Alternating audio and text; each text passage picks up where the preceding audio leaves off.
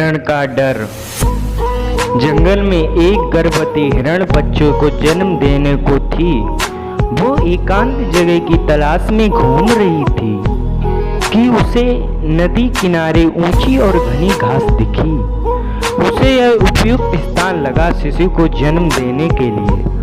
वहां पहुंचते ही उसे प्रसव पीड़ा शुरू हो गई।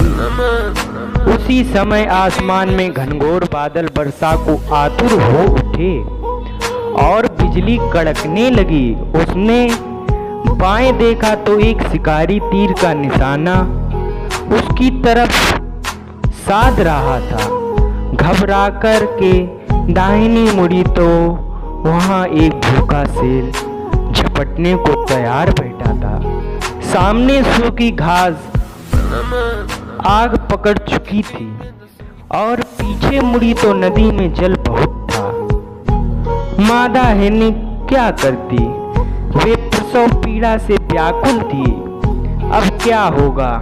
क्या हिरनी जीवित बचेगी? क्या वह अपने शावक को जन्म दे पाएगी?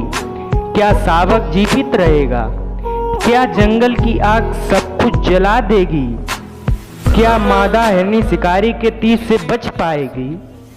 क्या मादा हिरनी भूखे शेर का भोजन बनेगी?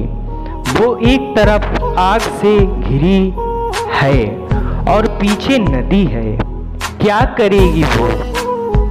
हिरनी अपने आप को शून्य में छोड़ अपने बच्चों को जन्म देने लगी। कुदरत का करिश्मा देखिए, बिजली चमकी और तीर छोड़ते ही शिकारी की आंखें चौंधिया गई। उसका तीर हिरनी के पास से गुजरते हुए शेर की आंख में जा लगा।